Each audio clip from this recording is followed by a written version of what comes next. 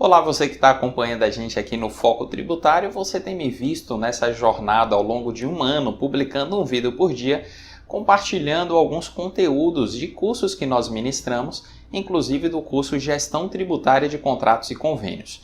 É o curso em que a gente aborda as principais retenções e encargos incidentes na contratação de pessoas físicas e jurídicas e que na última turma do ano de 2019, realizada em Palmas, contou com a participação não só de clientes que são ali da localidade, como também clientes que vieram de fora. E nessa turma nós compartilhamos algumas coisas, por exemplo, em relação ao ISS, Imposto de Renda na Fonte, contribuições sociais retidas na fonte, que a gente quer repartir com você aqui durante alguns vídeos dessa nossa jornada, publicando um vídeo por dia. Dá uma conferida no trecho que a gente separou hoje para repartir com você, seguidor do Foco Tributário. Vou passar então para a tela seguinte para falar das hipóteses de dispensa de retenção. Uma das mais importantes porque, como a retenção de quem é federal é muito importante, a gente tem que entender quando a retenção não é devida. É o contrário de quem não é federal. O Tribunal de Justiça tem que ver quais são os serviços que vocês têm que reter. Aqui é o contrário. Aqui a regra é reter de tudo, a gente tem que ver quando é dispensado. E aí o inciso primeiro fala dos templos de qualquer culto. Situação muito específica, eu conheço o Instituto Federal, por exemplo, que paga aluguel para a Igreja Católica, aluguel de imóvel. Não faz a retenção por se tratar de um templo de qualquer culto. Partido político, aí eu confesso que eu nunca vi uma entidade federal pagar partido político pelo Caixa 1. Pelo Caixa 2, já vi na televisão, mas pelo Caixa 1 nunca vi. Então posso dizer que é uma hipótese de nenhuma aplicação prática, pelo menos na minha experiência. O inciso terceiro fala de instituição de educação e assistência social sem fins lucrativos. Aí eu posso dizer o quê? Essas entidades, eu coloquei aqui em negrito e em itálico, elas estão condicionadas ao preenchimento de alguns requisitos para não sofrer a retenção. Um dos requisitos é a declaração da página 766, né? 766, logo depois da tabela. É 766 mesmo? É, né? E a gente vai falar melhor dessa situação aqui nas telas seguintes. O inciso 4 é muito semelhante, mas ele está falando não de entidades que têm imunidade de acordo com a Constituição, porque a imunidade é para a instituição de educação e assistência social. Algumas entidades sem fins lucrativos, elas têm direito à isenção e elas precisam preencher os requisitos da lei. Para isso, ela entrega uma declaração para a fonte pagadora dizendo: sob as penas da lei, eu estou preenchendo os requisitos. É o requisito que ela precisa atender para não sofrer a retenção. Sem essas declarações, as entidades desse perfil têm que sofrer a retenção normalmente. O inciso 5º fala de sindicato, uma situação muito específica, não tem aplicação prática. O inciso 6º é importante. Se algum ente federal paga a uma entidade como o SEBRAE, como o SENAI, de repente a Embrapa paga para um funcionário da Embrapa participar de um curso do SEBRAE. Não precisa reter e não precisa exigir nenhum documento do SEBRAE, porque a hipótese dele não é nem do inciso 3º nem do inciso 4º. Ele está dispensado de retenção sem precisar apresentar qualquer documento.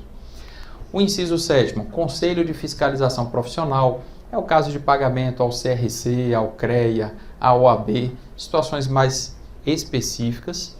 O inciso 8º, fundações de direito privado e fundações públicas instituídas ou mantidas pelo poder público, situação muito comum nas universidades federais, que quase todas, se não todas, têm uma fundação de apoio que trabalha em parceria e recebe valores da universidade, e as retenções estão dispensadas em função desse inciso.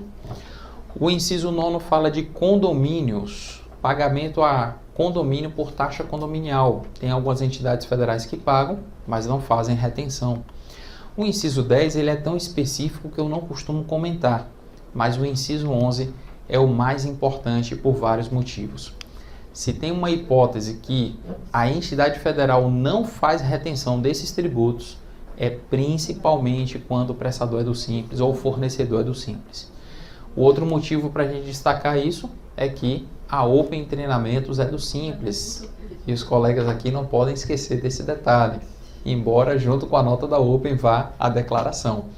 Mas tem alguns detalhes sobre essa declaração que eu vou falar logo adiante, depois que a gente terminar de ver aqui todas as hipóteses.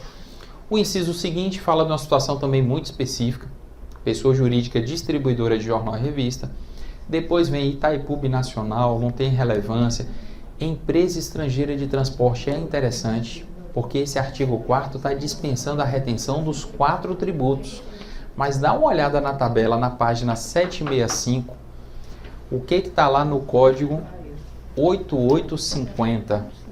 Vou pescar aqui de Iraci, que no meio da página 765 você tem o código 8850 falando de transporte internacional efetuado por empresas nacionais. Então, um professor da universidade ou do instituto, um pesquisador da Embrapa vai para os Estados Unidos.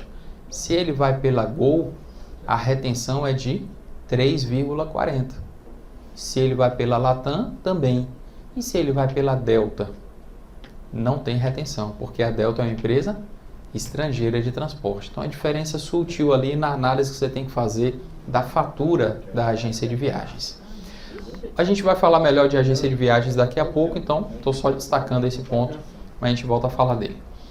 Não se faz retenção também nos pagamentos, olha, a entidades públicas. Às vezes, o Instituto Federal, a universidade, em algum município, não paga o consumo de água para uma empresa, às vezes paga para o serviço autônomo de água e esgoto. É o caso de algum município aqui, vocês têm notícia? Sim. Tem município que tem o próprio serviço de abastecimento. Normalmente ali, Clóvis, são autarquias municipais. Aí quem é federal que retém de tudo, nesse caso deixa de reter por causa da natureza jurídica. O inciso 16 fala de fundo fixo de caixa, como a gente pode apelidar, ou suprimento de fundo das empresas públicas e sociedade de economia mista, mas quem está na nossa turma não está nesse perfil, até mesmo a Embrapa está sujeita àquele outro regime, aquele outro suprimento de fundos que vale para os órgãos públicos. A gente fala dele logo adiante. Aí o inciso 17 fala de prestação de bem financiado, situação muito específica. O 18, entidades fechadas de previdência complementar, também muito específico. Se a Embrapa pagar um aluguel para a fundação de vocês de previdência, é Casa Embrapa não, né? Casa Embrapa, né? De previdência eu esqueci. Séries. Ah, joia. Então, se pagar o aluguel de um imóvel das séries, não faz retenção. O inciso 19 fala de combustível. E aqui tem um detalhe. Para esse detalhe, o fato da Embrapa ser empresa faz diferença. Por quê? Essa dispensa é só para quem é empresa pública e sociedade de economia mista federal. Na nossa turma, a Embrapa não retém na compra de combustível. Universidade e Instituto Federal tem que reter. O inciso 20, seguro obrigatório de danos pessoais de veículo automotor. Situação também bastante específica.